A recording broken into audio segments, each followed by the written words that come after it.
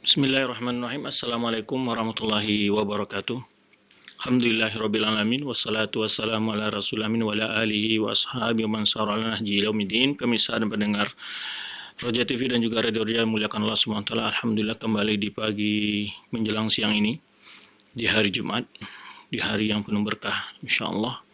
Kita kembali kita kembali jumpa dalam membahas tentang faedah-faedah dari sejarah Islam, yang mana dalam pembahasan yang lalu kita sudah sampai pada pembahasan tentang masa pemerintahan Khalifah Al-Ma'mun, yaitu dari salah satu dari Khalifah Bani Abbasiyah, yaitu Khalifah yang ketujuh.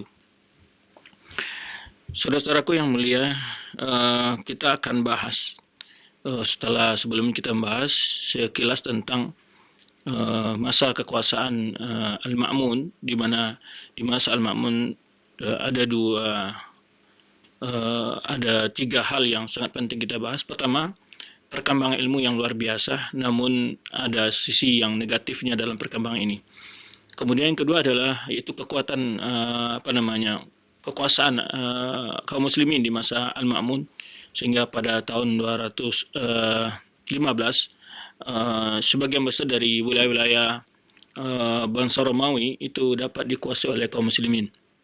Walaupun sebelumnya ada hubungan baik antara kaum muslimin dengan bangsa Rom, yang di mana dalam masa perjanjian perdamaian itu terjadi pertukaran ilmu dan segala macam hubungan bilateral, ekonomi dan lain sebagainya.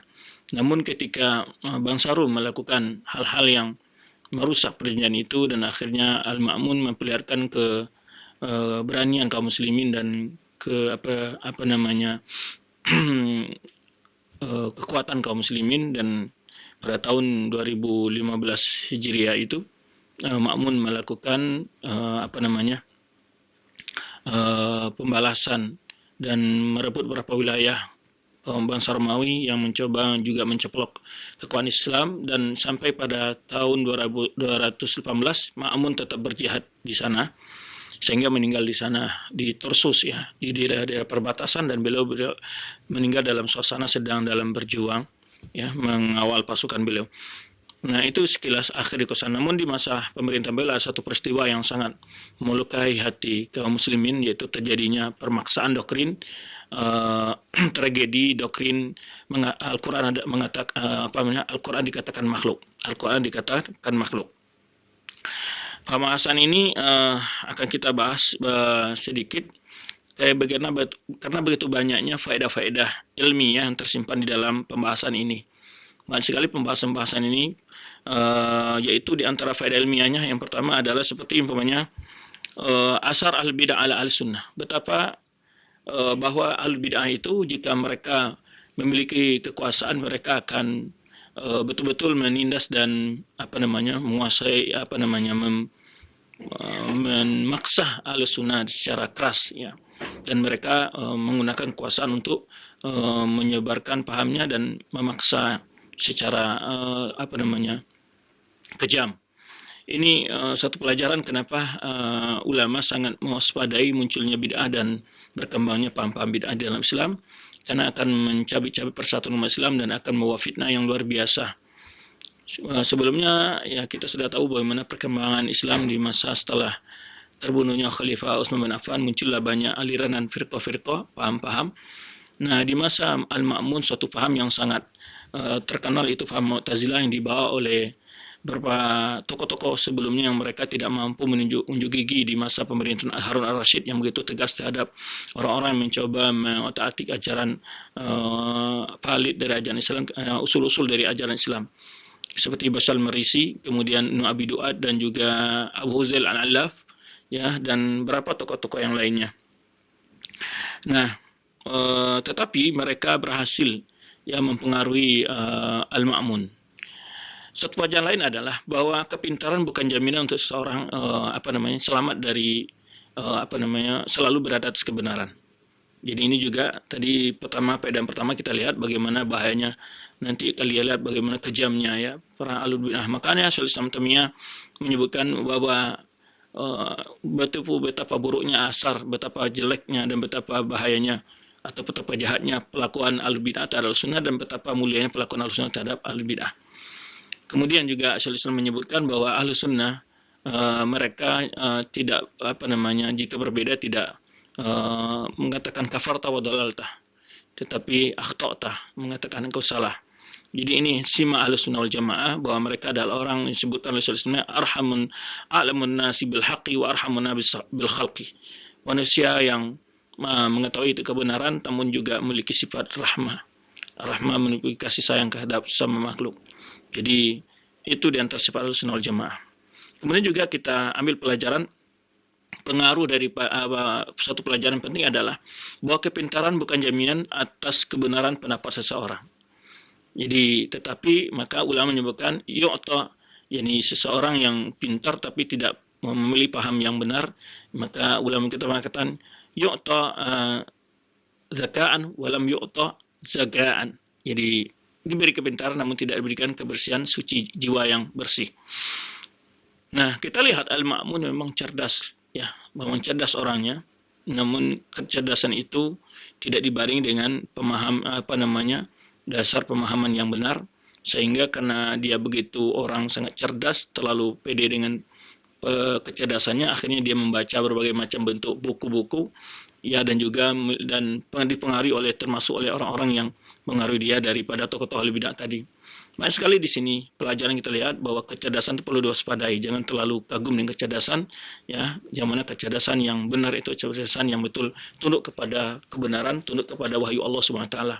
Karena hari-hari ini banyak orang merasa cerdas, ya, dengan melangkahi ayat-ayat Allah, memperolok sunnah Rasulullah sallallahu alaihi wasallam. Bukan.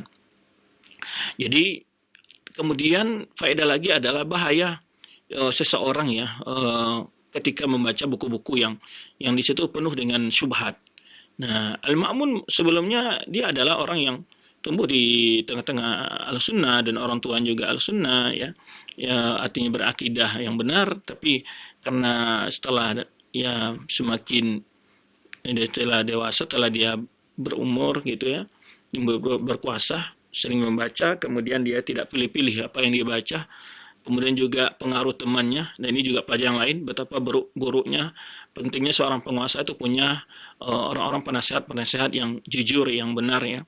Karena kita lihat ketika yang mengelilingi penguasa seperti Ma'mun ini adalah tokoh-tokoh Ahlul Bidah daripada Ibnu Abi Du'ait tadi, Basal Marisi, ya, Abu Zail Al-Alaf dan lain sebagainya, dari tokoh-tokoh Sumama, dan mereka mempengaruhi, ya, membisikkan kepada khalifah untuk mendoktrin kaum muslimin dengan pahamnya mereka.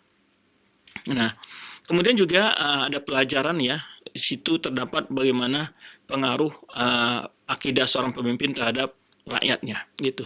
Maka memang penting, ya, seorang pemimpin, ya, kita pilih orang yang berakidah yang benar, karena memang berbahaya. Pasti dalam kebijakan, di dalam perbuatan, di dalam program-program yang didukung oleh pemimpin tadi akan berdasarkan kepada pemahamannya terhadap agama, gitu. Ini kenyataan dalam kehidupan kita berbangsa dan negara maupun di negara-negara manapun saja.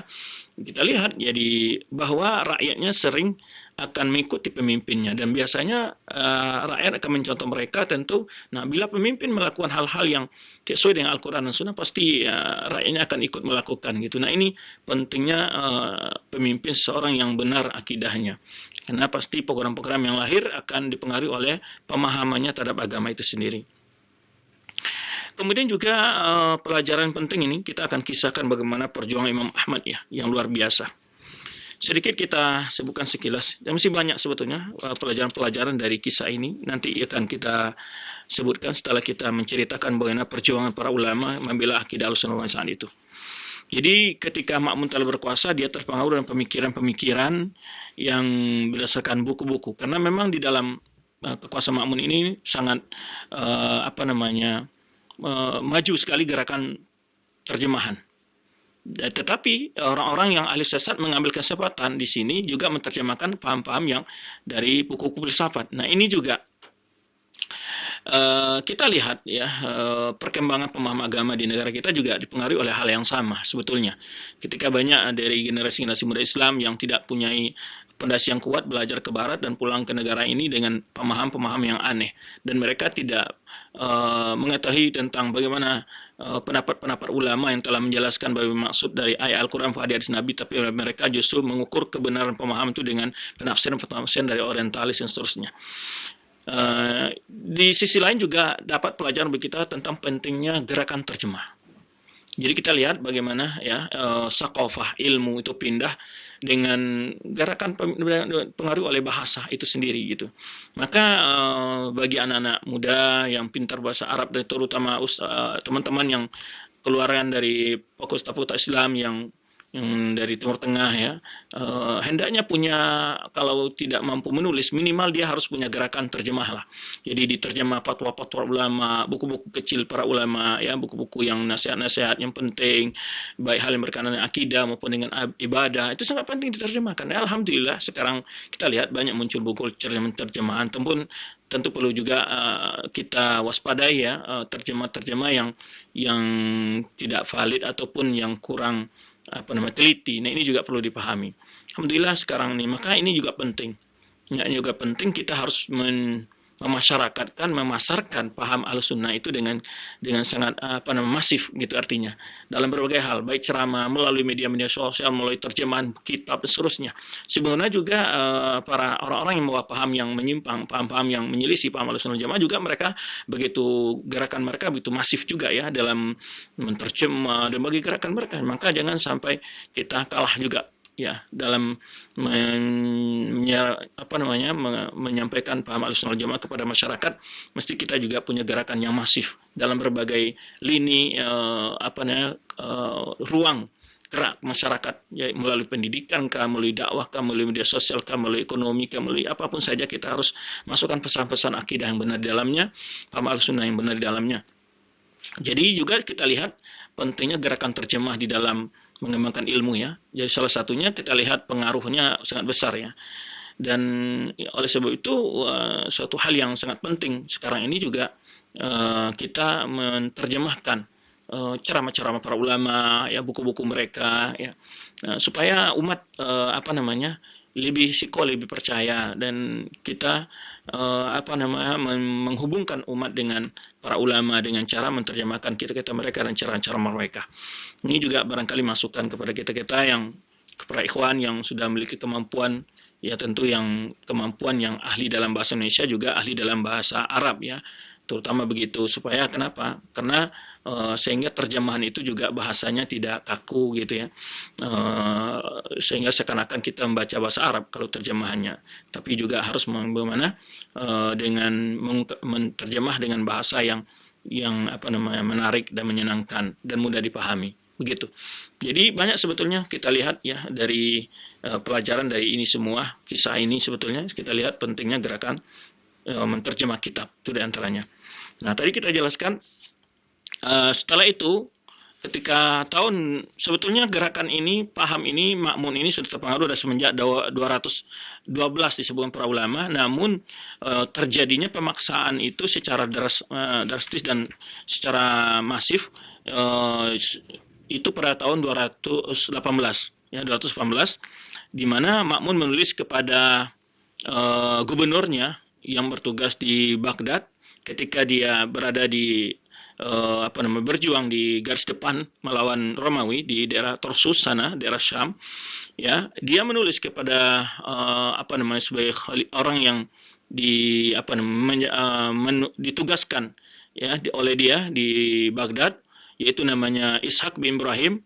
Dia tulis surat ini untuk mengumpulkan para ulama dan memasarkan dan mendoktrin para ulama dan bertanya kepada mereka apa keyakinan mereka tentang Al-Quran. Dan ini mulai dari surat pertama sampai 3 kali ya, sampai 3 kali.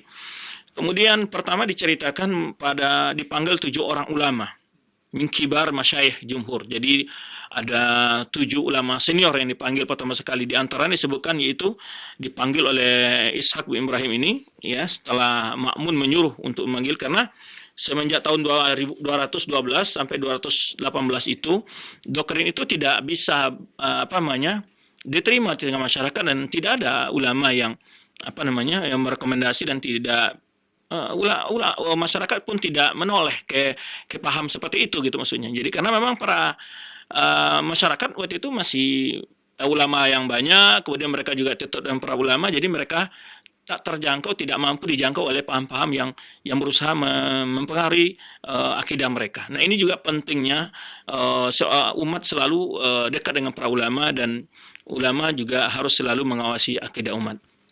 Sehingga para tokoh Ahlul Bidah yang bersama Al-Ma'mun ini ya itu berusaha terus, akhirnya mereka berusaha menggunakan kekuatan kekuasaan. Pada tahun 218 itu Ma'mun secara tegas memerintahkan kepada gubernurnya yang dia sebagai yang menjabat tugas sementara karena dia berjuang di garis depan.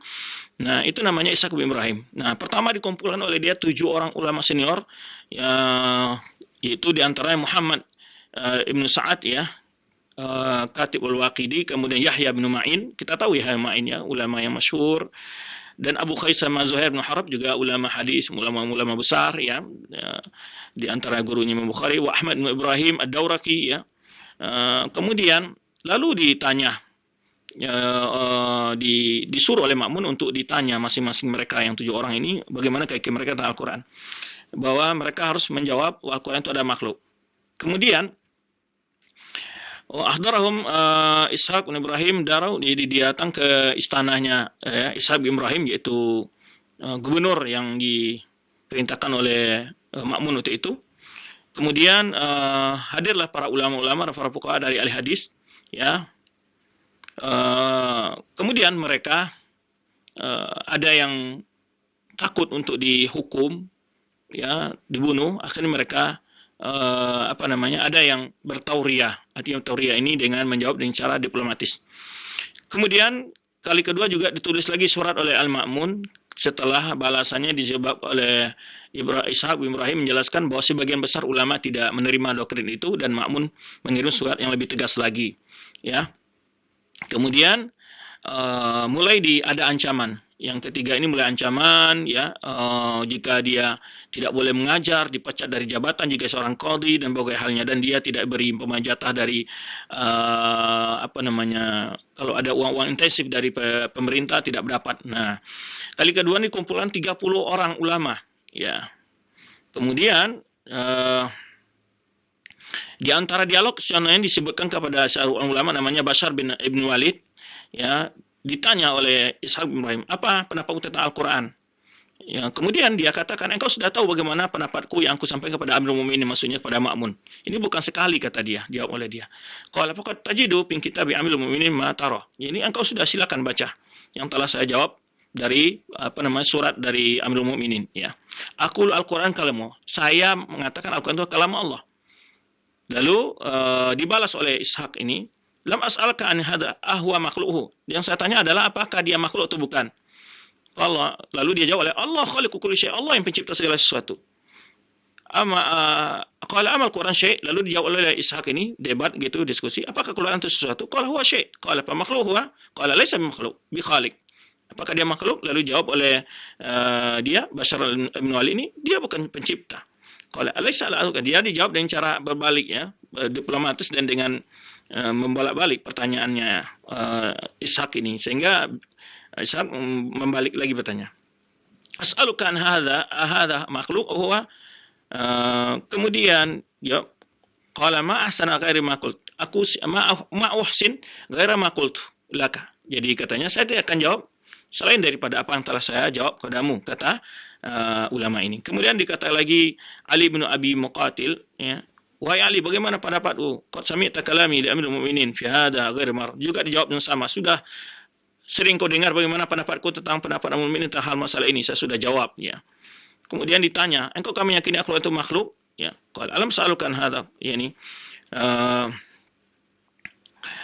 Al-Quran kalam Allah. Dia jawab Al-Quran itu kalam Allah. Ya. Kemudian sama seperti yang pertama tadi. Kemudian dijawab juga oleh Abi Hasan Az-Zayyadi, Al-Quran makhluk. Ditanya lagi seorang ulama namanya Abi Hasan Az-Zayyadi, apakah engkau mengatakan Al-Quran itu makhluk? Dijawab oleh ulama ini, Al-Quran kalam Allah. Wallahu khaliqu kulli syai'. Allah pencipta segala sesuatu. Selain Allah adalah makhluk. Wa Amirul Mukminin imamna, lalu disebutkan, ditegaskan oleh dia bahwa Amirul Mukminin adalah pemimpin kami ya. Wa bisabihi sami'na, kami kami taat dan patuh, tetapi dalam hal ini maksudnya secara ringkas dia tidak mau taat dalam hal yang menentang pendapat yang berbeda dengan apa yang dijelaskan dalam Quran Sunnah Rasulullah SAW. Baik.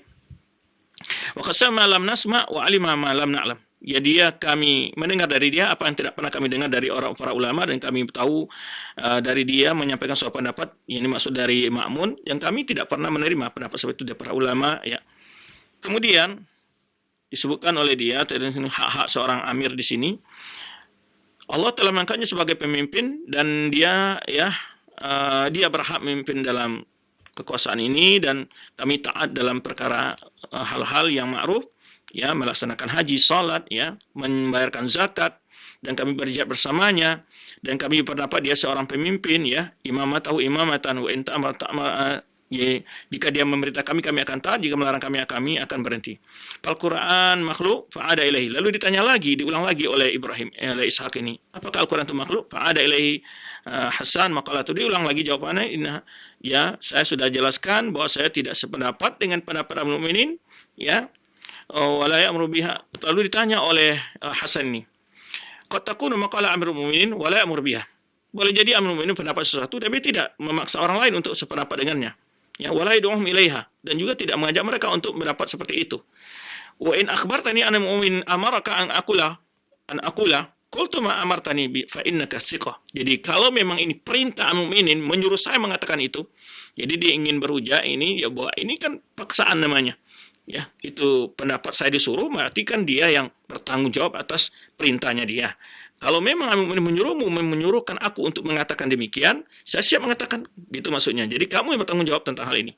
Fa innaka thiqa al-ma'mun alaihi fima abalagtani anhu min syai'in. Jadi aku percaya bahwa apa yang engkau sampaikan dari amul ini itu, aku percaya bahwa engkau adalah menyampaikan yang benar.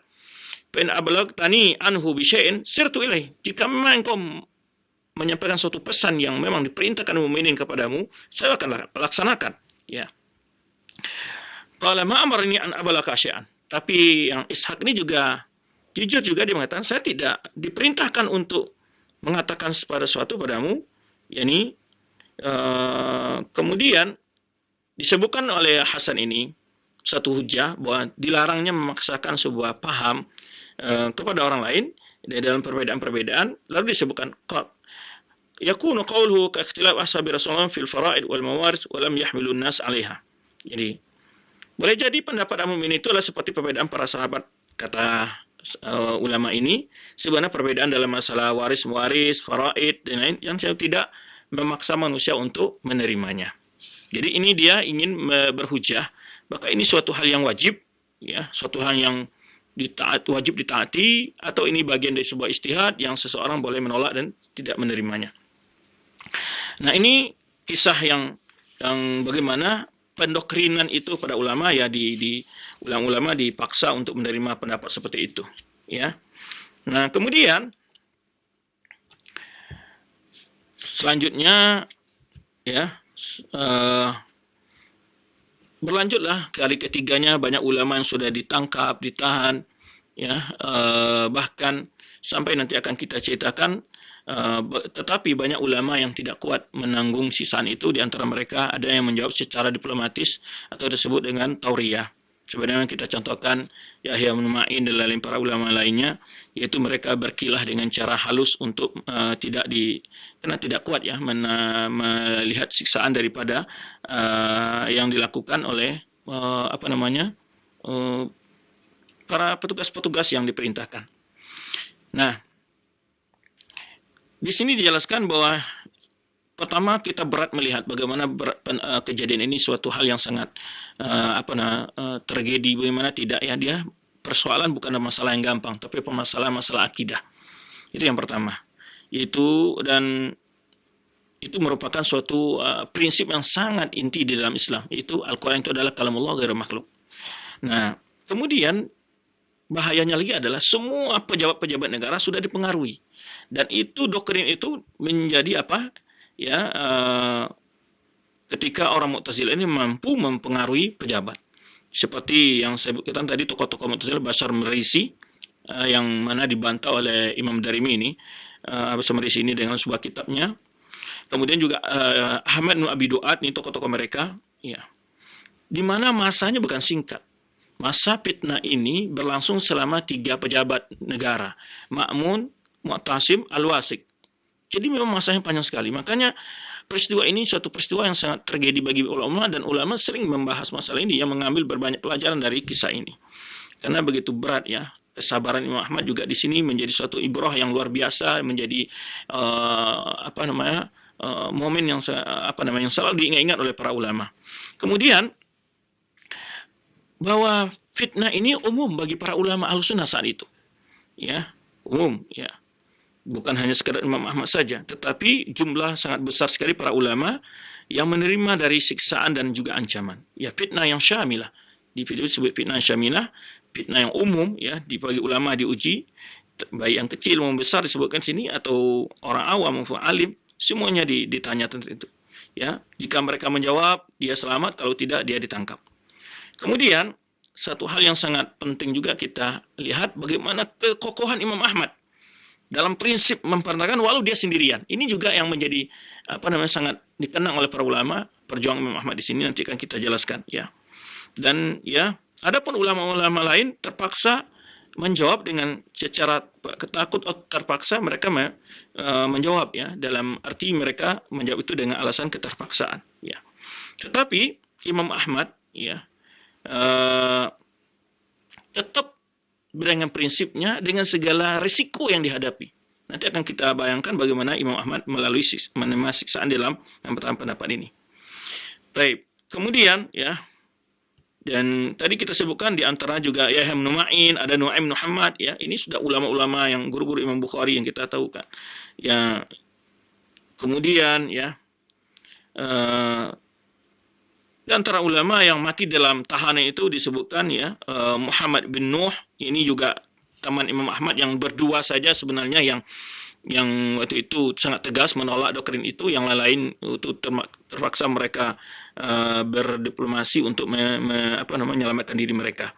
Nah, ada lagi Buti namanya, Al-Buaiti dan Muhammad Nuh, wa Nu'aim Muhammad. Ini mereka ini meninggal dalam tahanan ya, bersama Imam Ahmad. Baik. Kemudian tapi Imam Ahmad dengan segala siksaan dan ancaman, beliau tetap bertahan ya. Baik, di sini akan kita lihat sedikit ya. Maka oleh sebab itu berkatalah Imam Muzani, murid dari Imam Syafi'i, mengatakan, asamallahu ummah bi Abi Bakar yaumar riddah. Allah telah menyelamatkan umat ini melalui Abu Bakar pada waktu hari pada saat masa Yaumur Riddah. Yaumur Riddah ini adalah ketika setelah wafat Rasulullah banyaknya orang-orang Arab yang murtad. Nah, waktu itu Abu Bakar Siddiq lah yang mempertahankan Islam ini untuk memerangi dari orang-orang murtadin itu. Ini pujian dari murid Imam Syafi'i yaitu Al-Muzani. Kemudian Abi Ahmad ya Ibnu Hanbal yaumal mihnah. Ini sering diulang para ulama ibarat ini. Asamallahu al-ummah bi Abi Bakar yaumar riddah ya, wa bi Ahmad bin Hanbal yaumal mihnah. Yaitu yaumul mihnah ini adalah maksud adalah di mana Allah telah menyelamatkan umat ini dalam dua kondisi, melalui dua orang yang pejuang, itu Abu Bakar di saat terjadinya masa banyak orang-orang gerakan murtad dari Islam ya, kemudian juga di saat doktrin kemudian perjuangan Imam Ahmad mempertahankan akidah al-sunnahnya di saat doktrin tragedi Al-Quran dikatakan makhluk. Baik. Kemudian bagaimana awal kejadian fitnah ini sebentar kita jelaskan tadi ya,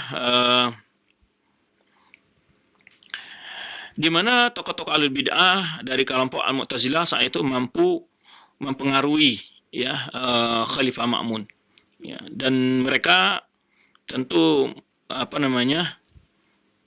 dari awal sudah punya langkah-langkah yang jelas, di antara menerjemahkan buku-buku filsafat ke dalam bahasa Arab dan menyebarkannya ya di tengah kaum muslimin ya.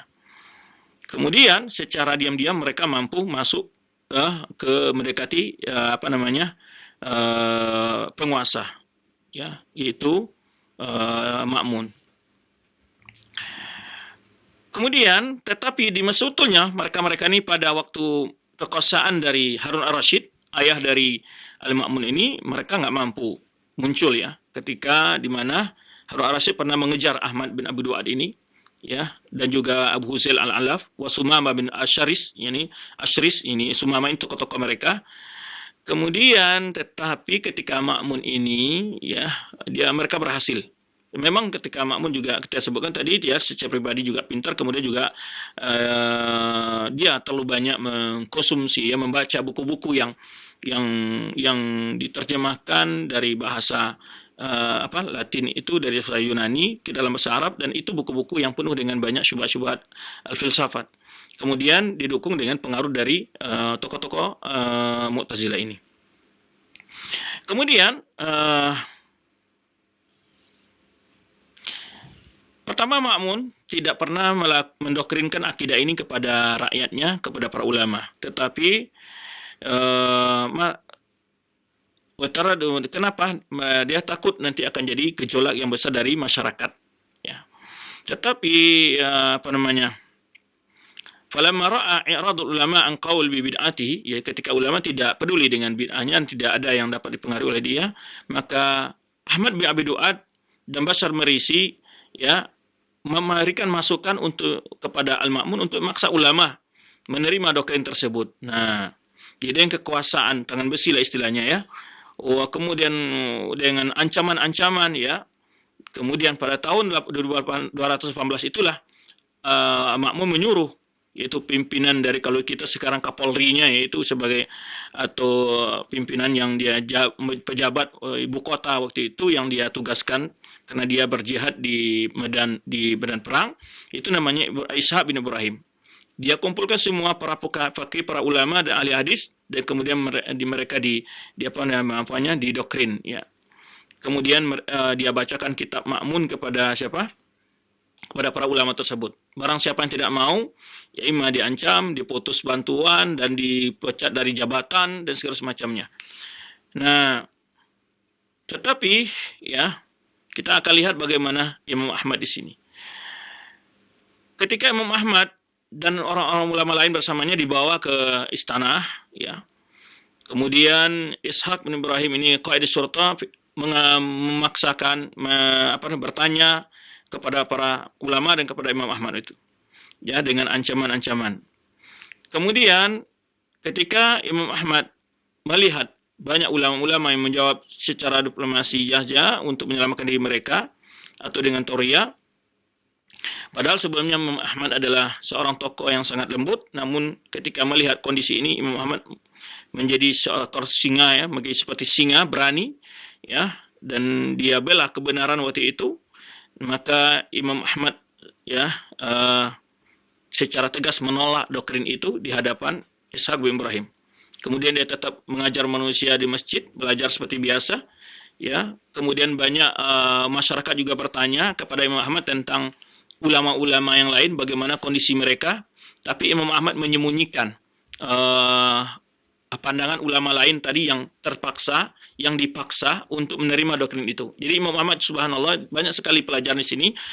Imam Ahmad tidak mau membocorkan kondisi ulama-ulama yang menjawab dan menyetujui doktrin Al-Quran itu sudah makhluk, tidak disebarkan kepada majlis taklimnya karena menjaga kehormatan para ulama tadi. Maka disebutkan di sini, ya, para banyak di dalam majlis beliau ditanya bagaimana jawaban para ulama-ulama dalam masalah ini. Maka Imam Ahmad tidak menjelaskan, ya, siapa-siapa saja mereka yang sudah dipaksa untuk menerima doktrin itu, ya. Kemudian tujuannya apa? Ya, supaya umat tidak hilang kepercayaan kepada ulama tadi, dan karena Imam Ahmad tahu bahwa mereka menjawab itu bukan karena dasar keyakinan, tapi karena ada paksaan. Nah, kemudian namun isu itu tetap menyebar, akhirnya menyebarlah isu banyaknya ulama-ulama yang sudah ditangkap, ya. Kemudian diketahui oleh masyarakat siapa yang menjawab, siapa yang tidak menerima doktrin itu. Nah, kemudian wasal akhbar imtihan lil Khalifah Ma'mun wa kana waqtuha muqiman bi Tarsus al-hudud. Jadi sampailah berita bagaimana ketegasan Imam Ahmad dalam pendiriannya, ya, maka Ma'mun menjadi marah, ya, terhadap Imam Ahmad. Kemudian dia minta kepada Ishaq bin Ibrahim tadi untuk mengumpulkan ulama sekali lagi dan menguji mereka semuanya dan mengancam, ya. Dan akhirnya hanya 4 ulama yang, ya, tidak mau dia dipaksa untuk menerima itu, kecuali hanya 4 orang ulama yang tidak mau, di antara Imam Ahmad, Muhammad bin Nuh, kemudian ada lagi namanya Al-Qawariri, kemudian Wassajadah. Kemudian Paqam Ishaq bihasbi, lalu mereka berempat ditangkap. Kemudian diancam akan disiksa dan akan ditahan, ya. Kemudian 2 orang akhirnya terpaksa saja menyerah, ya. Itu namanya Sajadah dan Qawariri ini. Kemudian dikeluarkan ke mereka 2 dari tahanan. Kemudian tinggal hanya Ahmad dan Muhammad bin Nuh. Kemudian setelah itu Ishaq bin Ibrahim ini jadi atau semacam pimpinan tadi, gubernur tadi yang menyampaikan lagi kepada Khalifah Al-Ma'mun, ada 2 orang yang telah membandel lah gitu bahasanya kan, yaitu Imam Ahmad dan Muhammad bin Nuh. Maka Khalifah meminta untuk mengirim Imam Ahmad dan Muhammad bin Nuh ini untuk dibawa menghadap, langsung dibawa ke Tarsus sana dari Baghdad. Nah, kemudian keduanya diikat, ya, dan dibawa, ya, ke Tarsus, ya. Kemudian Ma'mun mengancam akan menghukum, ya, mereka dengan hukum pancung begitu. Nah, kemudian dalam perjalanannya dibawalah Imam Ahmad dan Muhammad bin Nuh ini dari Baghdad ke Tarsus. Ya, yaitu ada yang menyebutkan dia dibawa, tahukah antum bagaimana cara bawanya? Itu semacam orang bawa barang di kuda, ya, gitu ya kan. Ada sebelah sini ada karungnya, sini ada karung. Jadi mereka berdua ini dimasukkan di karung. Jadi ditaruh di atas keledai atau di atas kuda gitu, atau unta, dia taruh begitu. Cara bawanya begitu dalam perjalanan. Dibawa ke Tarsus. Dalam perjalanan banyak sekali kejadian-kejadian yang membuat mereka semakin teguh. Ya, ini. Kemudian ada wadalat aidan ala anna nas kanat kulluha wara imam. Ini menunjukkan setiap orang yang di jalan menyambut Imam Ahmad, menyaksikan Imam Ahmad di bawah, ya. Banyak sekali orang yang mendukung Imam Ahmad, saya itu wa yu'idu in kanat la tumliku lahu syai'an, dan mendukung Imam Ahmad walaupun tidak memiliki apa-apa. Hanya menyaksikan begitu saja, tidak bisa berbuat apa, Imam Ahmad di bawah itu. Kemudian faqabalahu birrahbah mawdi' ala syatil furan ala bu'd mi'an farasah min Baghdad. Ada suatu tempat namanya Rahbah, yaitu dengan jarak 100 farsah atau 100 kilometer atau lebih lah, ya, dari Baghdad. Seseorang, orang awam dari kaum muslimin yang kerjanya ya'mal fi ghazil suf wasy-syi'r, yaitu kerjanya adalah mengolah, yaitu apa namanya, mengolah wol. Kemudian dia datang menemui Imam Ahmad secara khusus, ya, dari lembah Irak, untuk menyampaikan suatu ungkapan kepada Imam Ahmad dalam perjalanannya itu, ya Ahmad, iyaqtulka al-hakum mutta syahidan atau mitta syahidan. Wahai Ahmad, jika engkau sampai dibunuh, engkau akan mati syahid. Wa in ishtah hamidan, jika engkau hidup, engkau akan hidup dalam keadaan terpuji. Wa ma alaika an tuqtal hahuna wa tadkhul jannah. Ya. Tidak ada masalahnya, engkau kena mati dibunuh dan engkau akan masuk surga. Ya, maka faqawiya qalbi Imam Ahmad, ya, qalbi Imam Ahmad bihadil kalimah. Jadi kalimat itu membuat Imam Ahmad semakin mengokohkan ala dukungan gitu, ya, semangat semakin kokoh gitu, ya, semangat Imam Ahmad untuk mempertahankan akidahnya. Kemudian summa fatara istiraha rakib. Kemudian dalam perjalanan menuju Tarsus ini istirahat lagi dalam sebuah perjalanan namanya panjang, ya. Kemudian ada satu tempat namanya Khan. Imam Ahmad ditemui oleh seorang temannya yang sudah lama, namanya Abu Ja'far Al-Ambari, ya. Dan dia sengaja menyeberangi sungai Tigris, ya, Furat, untuk bertemu Imam Ahmad sebelum dia menghadap sampai ke Tarsus. Jadi ini orang-orang, ya, coba lihat dukungan itu datang, ya, ini contoh cuplikan saja, datang dari seorang sahabatnya yang jauh sengaja menemui Imam Ahmad. Falam ra'a Imam Ahmad qala lahu, setelah Muhammad melihatnya, ya Abu Ja'far, ta'annaita, jadi wahai Muhammad, kenapa engkau bersusah-susah, ya, melakukan perjalanan, ya. Jadi ta'annaita nafsa masyaqqatas safar, engkau suka melakukan perjalanan suka jauh, capek segala macam, dan menyeberangi ini sungai lagi gitu, ya. Faqalahu Abu Ja'far. Lalu Abu Ja'far sahabatnya berkata, kita lihat ya ikhwan, ya. Karena dia mendengar, ya, tentu sudah sampailah berita, ya, bahwa Imam Ahmad ditangkap, mau dibawa ke Tarsus dan dihukum oleh Al-Ma'mun. Kemudian ya hada antal yawm ra'sun.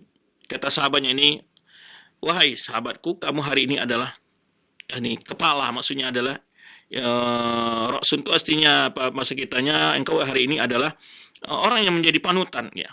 Wa nasyaqtaduna bika, engkau akan menjadi panutan manusia. Dan jika engkau menerima mengatakan Al-Quran itu makhluk, semua orang akan mengatakan nanti demikian. Jika engkau tidak menerima dan engkau mempertahankan, ya, sesungguhnya orang manusia lain akan ikut mengikuti apa yang engkau katakan.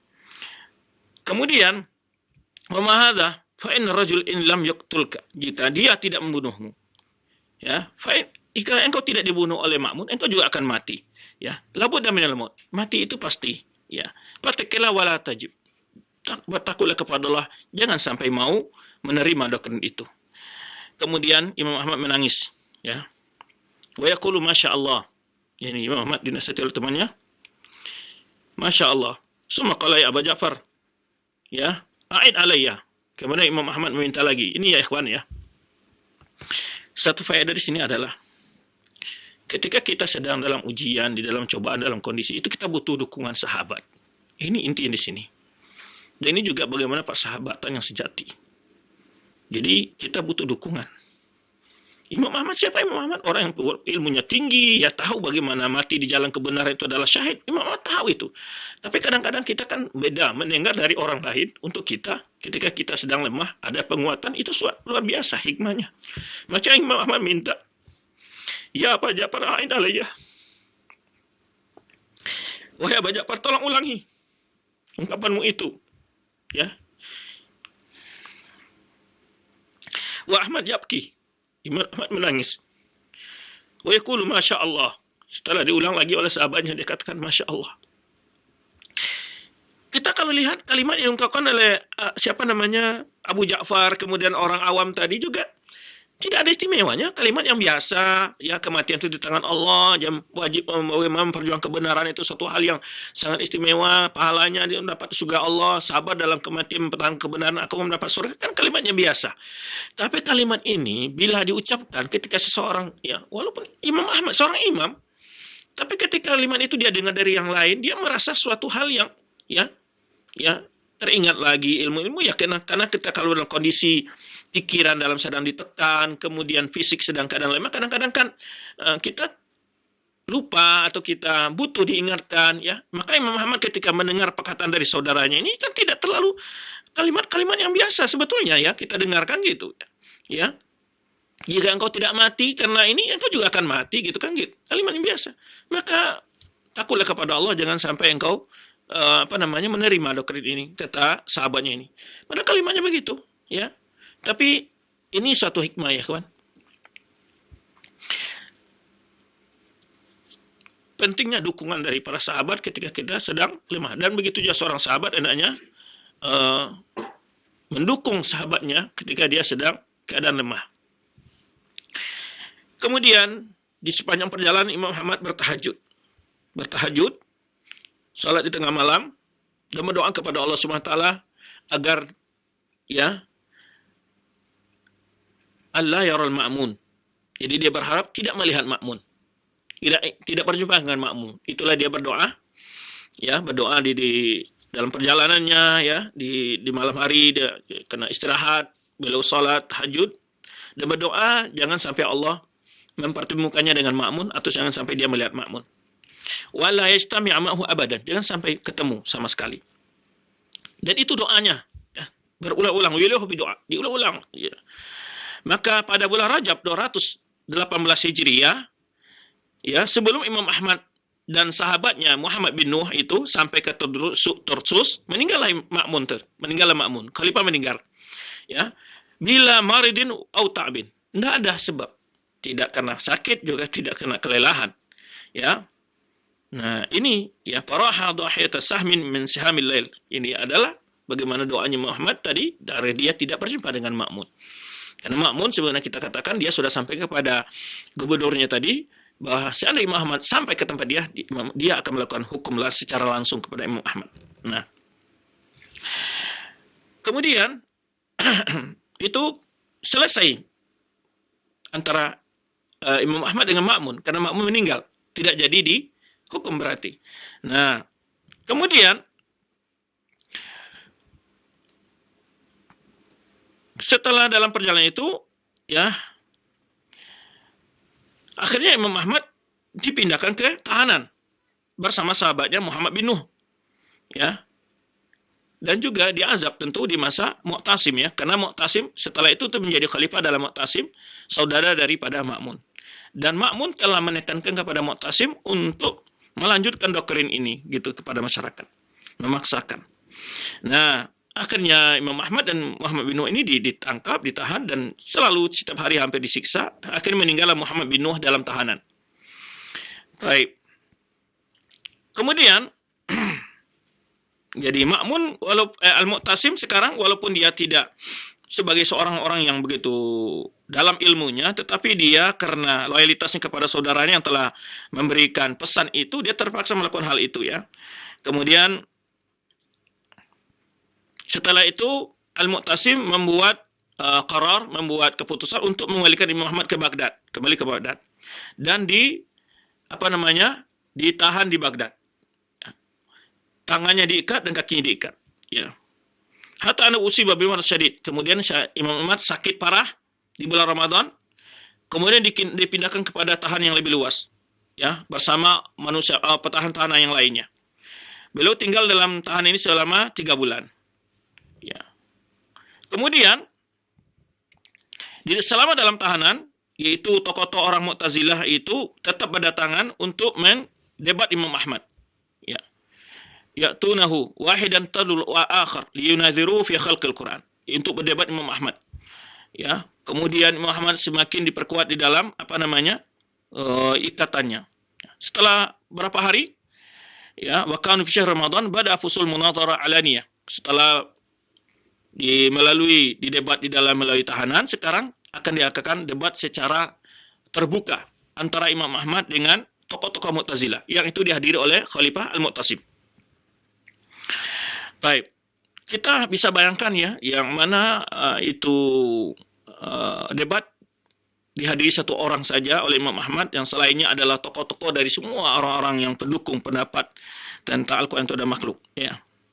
Dan penuh dengan tokoh-tokoh al-bidah itu, dan juga para menterinya, para pejabat-pejabat, ya, juga, ya, kalau di kitanya adalah bagian tahanannya, polisinya, segalanya, ya. Kemudian wabada ma'u kalam huwa Mu'tasim nafsu. Pertama yang bicara kepada dia adalah Mu'tasim, bertanya kepada Imam Ahmad, ya. Dia mencoba mempengaruhi Imam Ahmad, summa amara ulama bid'ah. Kemudian setelah itu para tokoh-tokoh al-bid'ah, ya, Al-Mu'tazilah mendebat dia. Tapi Imam Ahmad dapat membatalkan hujah-hujah mereka semua. Imam Ahmad cukup mengatakan kepada mereka, tolong tunjukkan satu ayat, satu hadis atau perkataan sahabat yang menunjukkan tentang benarnya apa yang mereka katakan itu. Mengatakan Al-Quran itu adalah makhluk. Tetapi mereka seru berdebat dengan kaidah-kaidah orang filsafat dan ahli kalam. Ya, mislu ard wal jauhar wa syai'il wujud wal adam. Ya. Kemudian akhirnya hujah mereka tidak mempan. Imam Ahmad cuma atuni syai' min kitabillah wa sunnati rasulih. Saya cukup berikan saja satu ayat atau satu hadis dari Rasulullah SAW untuk menerangkan masalah ini. Nah, kemudian waktu itu Qaid Syurta, yaitu kalau kita Kapolri atau itu pimpinan polisinya waktu itu adalah Abdurrahman bin Ishaq, anak daripada Ishaq bin Ibrahim yang sebelumnya, ya. Nah, Abdurrahman bin Ishaq ini itu orang membela Imam Ahmad. Nah, beda dengan ayahnya, kan. Dia berkata kepada khalifah, ya Amirul Mukminin, berkata kepada Mu'tasim ini, dikatakan, hai Mukminin, saya telah mengenalnya semenjak 30 tahun. Kata siapa? Abdurrahman bin Ishaq ini.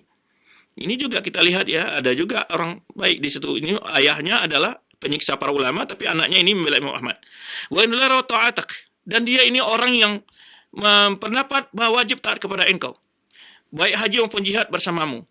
Wa innahu alimun, dan dia seorang alim. Wa innahu faqihun, dia seorang orang yang ahli fikih. Walakin fil mawqib kana Ahmad bin Abu Duat asyadun nas. Tapi walaupun di situ dibela oleh Abdurrahman bin Ishaq ini, di sini ada Ahmad bin Duat, tokoh Mu'tazilah yang selalu manusia yang sangat getol mempengaruhi Mu'tasim, ya, agar Mu'tasim membunuh Imam Ahmad ini, ya, dan mengatakan ini adalah kafir dan mubtadi dan sesat, gitu. Nah, kemudian istamar hadi muntazar alaih 3 hari bersamanya, dan itu pada bulan Ramadan. Imam Ahmad tetap dengan pendiriannya, dan para pendebat-pendebat di sekitar Imam Ahmad kalah dengan hujah-hujahnya. pada hari yang keempat, ya, Mu'tasim jadi bosan dengan menghadiri perdebatan itu selama 4 hari, ya. Kemudian, namun Ahmad bin Abi Du'ad tokoh Mu'tazilah tetap saja mempengaruhi dia, sampailah yaitu ancaman untuk dipukul dan disiksa, ya. Kemudian hadirlah para pencambuk, ya. Kemudian Imam Ahmad diikat dengan 2 kayu, ya, 2 kayu begitu, tonggak gitu, dicambuk gitu. Coba bayangkan sama antum. Faja'al yadahu wa huwa samit, ya. Fa khuli'at yadahu. Jadi sampai tangan beliau patah. Ya, wa idza ma akhadha Mu'tasim syafaqa. Ketika itu Mu'tasim menyaksikan merasa kasihan. Kemudian juga kagum dengan pendiriannya, keteguhannya. Tetapi Ahmad Abi Du'ad, ini melihat nih kejamnya tokoh Balu Bidah ini, tetap saja mengatakan kepada Mu'tasim, ya mukminin, jangan sampai engkau biarkan dia. Ya. Kemudian akhirnya Abi Du'ad tetap saja mempengaruhi Mu'tasim. Ya. Akhirnya Imam Ahmad tetap saja disiksa. Kemudian, ya, hakadha tabala sab'ata asyhur sautan, sampai 17 kali cambuk. Ya, kemudian Mu'tasim berdiri lagi mendekat Imam Ahmad. Ya. Wahai Ahmad, kenapa engkau mau menyiksa diri? Alama tuqatil nafsak. Ya. Atas apa engkau bersiap untuk dirimu dibunuh? Ya, wa ini wallahi alaika la syafiqun. Ya, saya ini kasihan. Kemudian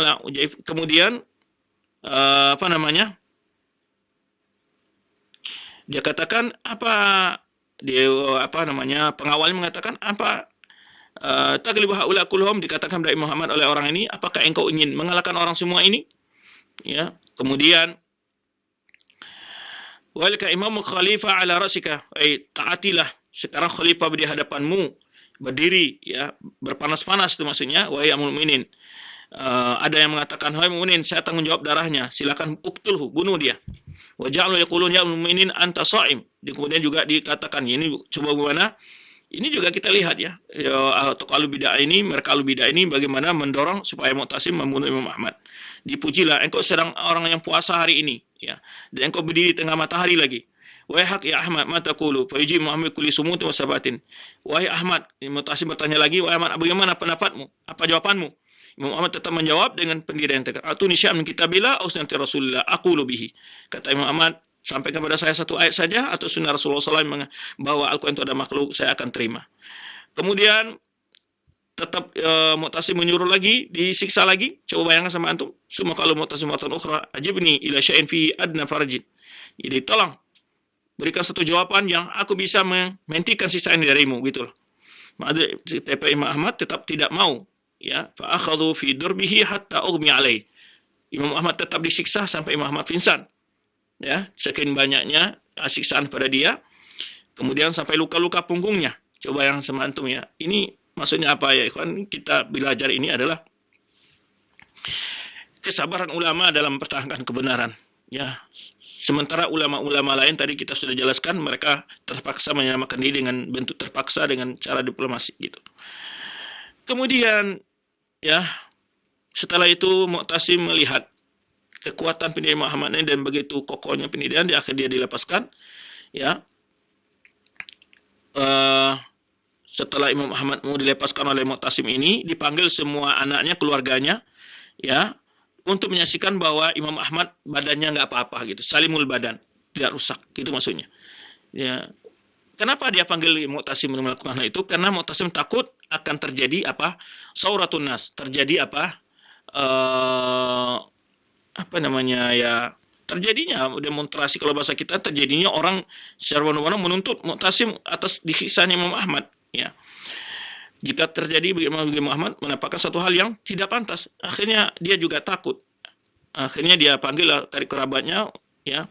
Kemudian walaupun Imam Mu'tasim kita tahu dia seorang yang sangat berani dan sangat, ya, tegas juga, tetapi dia ketika ini takutnya Imam Ahmad, dia takut juga ketika Imam Ahmad nanti keluar, kemudian dia sampai isu ke masyarakat bahwa dia disaksa dengan semacamnya, mungkin akan bergejolak masyarakat. Nah, tetapi di sini satu pelajaran adalah kekuatan kebenaran membuat dia takut juga. Nah, kemudian setelah itu Imam Ahmad kembali ke rumahnya. Setelah selama 2 tahun 4 bulan lah beliau siksa dalam tahanan, yaitu 28 bulan. 28 bulan ya. Berarti apa? Yaitu 2 tahun 4 bulan, ya. Dari tahun 218 sampai 221 Hijriah. 218 Hijriah sampai 221 Hijriah itu beliau berada dalam tahanan dan disiksa hampir setiap hari. Nah, kemudian walaupun Mu'tasim ya demikian, setelah melepaskan Mu'tasim juga sebetulnya tidak terlalu muknian, tidak terlalu dengan ya puaslah dengan pendapat orang-orang Al-Mu'tazilah ini, itu karena sampai menyiksa dan segala macamnya gitu kan. Wa kana yu'adu an tulaq Sara Ahmad bila darbin, dan dia sebetulnya ingin membebaskan Imam Ahmad tanpa ada siksaan. Tetapi ru'akiru usud dalal agarru sadrahu, tetapi yang membuat dia melakukan itu adalah masukan-masukan dorong-dorong daripada Ahlul Bid'ah tadi. Ini yang kita katakan betapa bahayanya Ahlul Bid'ah dan ketika mereka mendekat kepada penguasa. Ya, wa asyal ghadabu hatta aqdama ala jinayah darbi Ahmad. Ini yang menyebabnya Mu'tasim tadi terpancing untuk menyiksa Imam Ahmad. Lidzalika faqad qala Imam Ahmad fi halin min hadhihi jinayah. Imam Ahmad memaafkannya sama sekali. Ya, wa dzalika yawman anja'ahu khabar fathu Amuriyah sana 223, yaitu ketika datang kabar tentang penaklukan kota Amuriyah oleh Mu'tasim melawan Romawi, ya Imam Ahmad menyatakan halal, yang tidak, bahkan disebutkan dari riwayat ada melihatkan bahwa Ma'mun, walaupun Imam Ahmad mengatakan dalam ungkapannya, barang siapa mengatakan Al-Quran itu adalah makhluk, maka dia kafir. Ini juga satu faedah bagi kita, bahwa dibedakan antara kalimat hukum al-mutlaq dengan hukum muayyan. Ini yang sering dijadi syawahid oleh para ulama ketika tentang bicara masalah syurut takfir. Ya. Kan Imam Ahmad, semua ulama mengatakan, lihat dalam riwayat Imam Bukhari menulis sebuah kitab Khalqu Af'al Ibad, itu menulis dengan banyak riwayat sekali di situ. Ya, dan juga Imam Darimi dalam buku bantahnya Barsamarisi, kemudian juga usul Tiqad al-Sunnah karang Al-Kai dan Al-Ibana karang Ibnu Battah, Al-Ibana Syariah karang Ajuri, dan Kitab Sunnah karang Ibnu Abi Asim dan Al-Khallal. Itu penuh dengan riwayat mengatakan, ulama mengatakan barang siapa mengatakan Al-Quran itu makhluk, maka dia adalah kafir. Tetapi sedangkan apakah Imam Ahmad mengkafirkan Ma'mun? Apakah Imam Ahmad mengkafirkan Mu'tasim? Apakah Imam Ahmad mengkafirkan Mu'tasim? Enggak. Kenapa? Karena beda antara hukum mutlak dan hukum muayyan. Makanya Imam Ahmad tetap saja mendoakan Mu'tasim, mendoakan Ma'mun, dan juga salat di belakangnya. Nah, ini satu faedah yang juga dalam kisah ini, makanya ulama banyak mengambil faedah dan kisah bagaimana menerapkan usul akidah Ahlussunnah dalam kondisi seperti ini. Walaupun pemerintah memaksa melakukan suatu kekejaman, ya tetap seorang alim bersabar dalam masalah ini, tapi dalam hal yang sama dia tidak menuntut bela hak dirinya dengan cara melanggar ajaran Al-Quran, ajaran sunnah Rasulullah SAW. Kalau seandainya Imam Ahmad ketika itu mengatakan kepada masyarakat, pada murid-muridnya yang nanti akan kita sebutkan, ya, ada orang datang kepada Imam Ahmad waktu itu setelah beliau dikeluarkan, ya, ini disebutkan di sini, ya.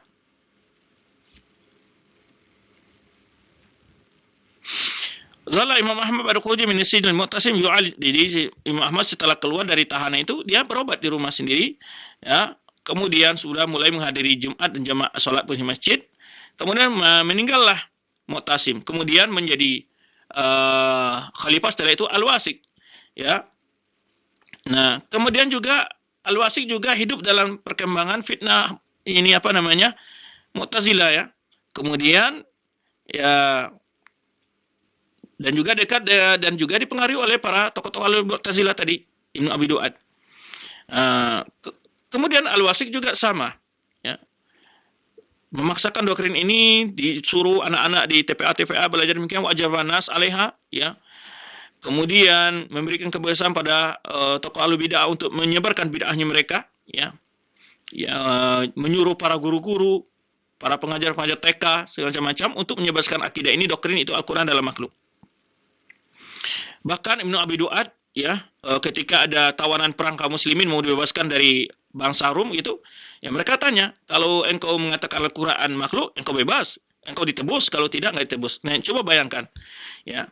Kemudian ketika di masa Al-Wasik ini yaitu semakin terjadi bid'ah itu semakin menyebar, ya. Ini balagal amru nasi zarwatahu. Jadi balagal amru bin nasi zarwatahu.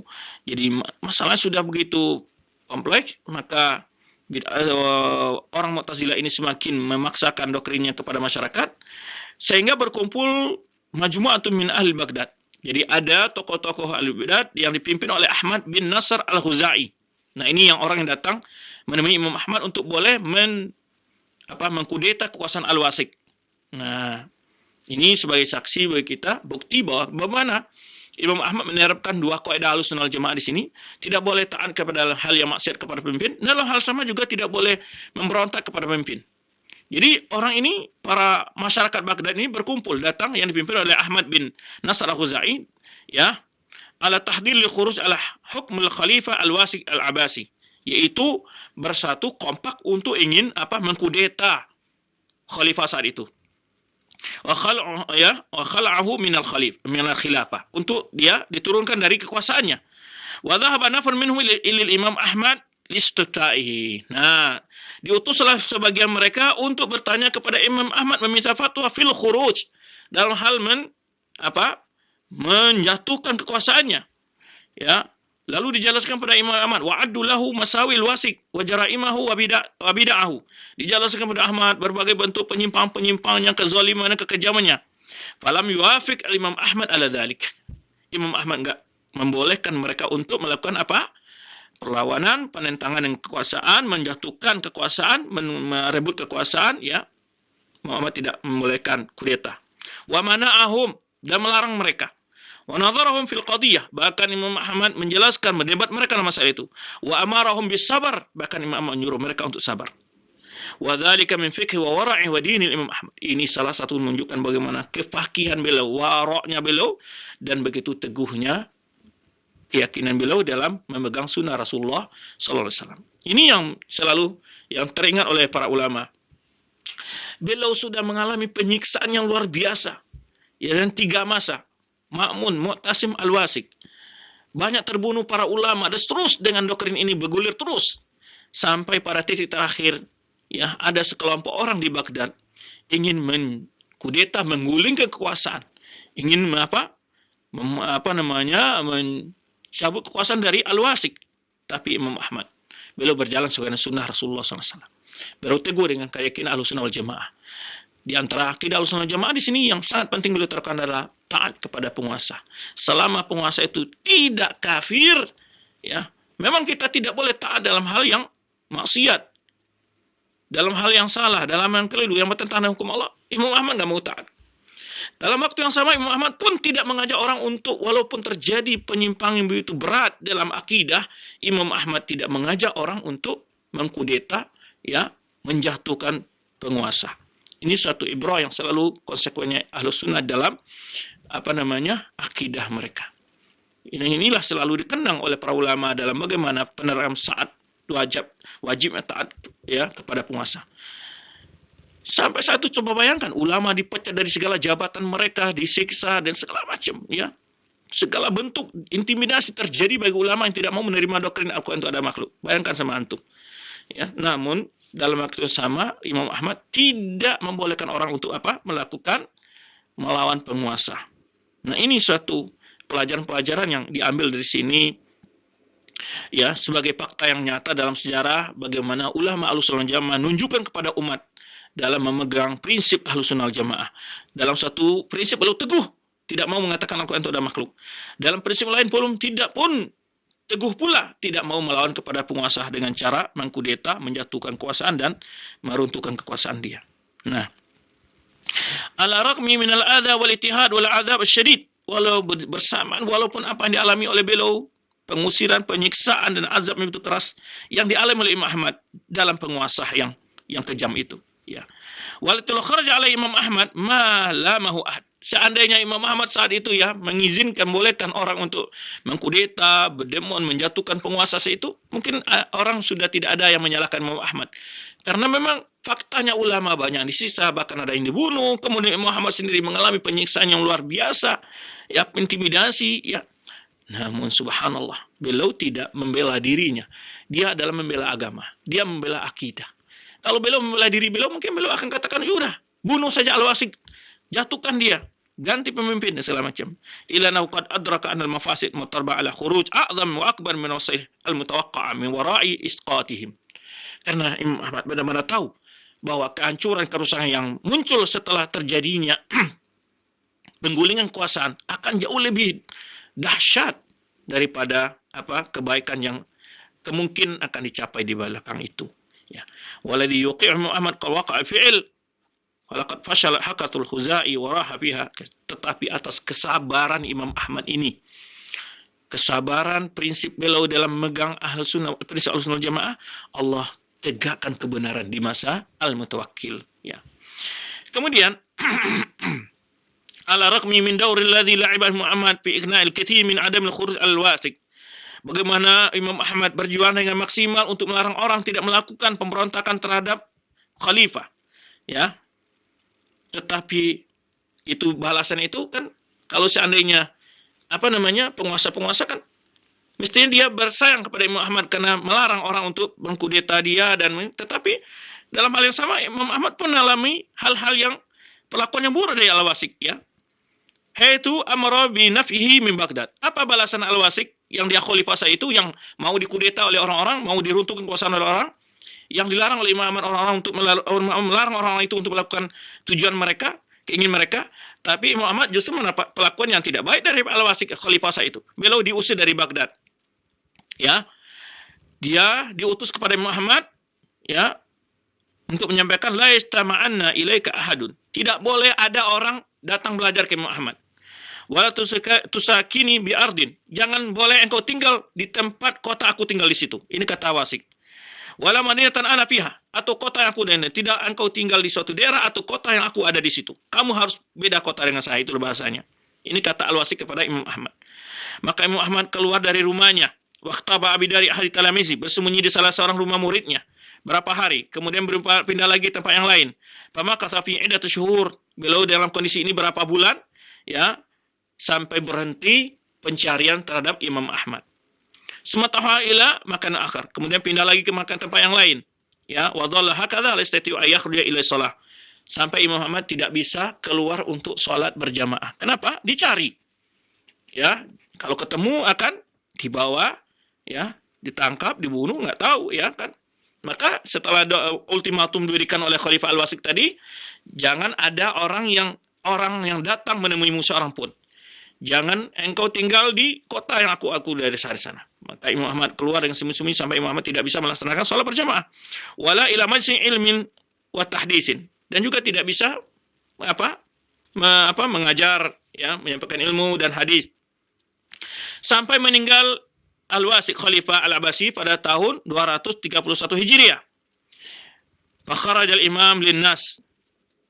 Kemudian setelah itu baru kembali Imam Ahmad normal lagi mengajar, ya, menyampaikan hadis. Ya, wa dzalika an-nawakil alladhi wala ba'da Wasik kana ala madzhab al-sunnah. Karena Al-Mutawakkil yang menjadi khalifah setelah Al-Wasik itu adalah berakidah Ahlussunnah wal Jamaah. Wa qad amara bi raf'il bid'ah, ya, wa idhar sunnah. Dilarang, ya, menyebarkan bid'ah dan untuk menegakkan sunnah.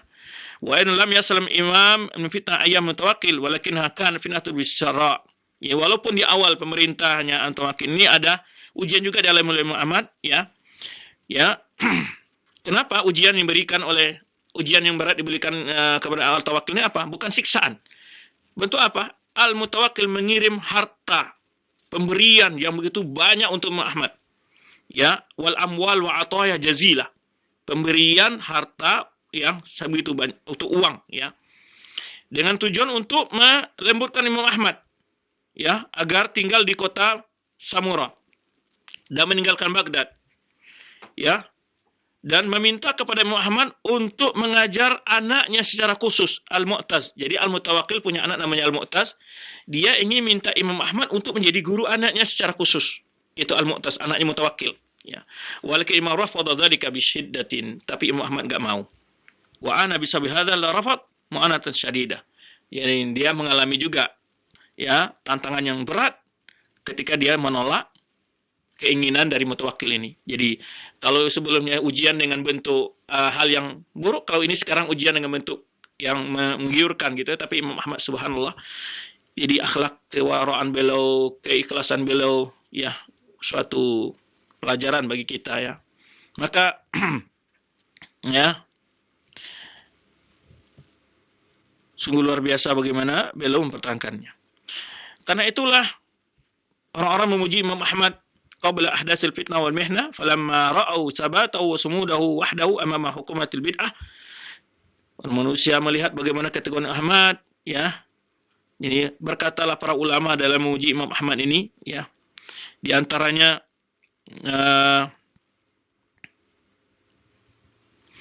disebutkan di sini berkata Qutaibah bin Sa'id khairu ala zamina Ibnu Mubarak tsumma ala syab. Kata Qutaibah bin Sa'id, sebaik-baik orang yang hidup di zaman kami adalah Ibnu Mubarak, kemudian orang ini yaitu Ahmad bin Hanbal.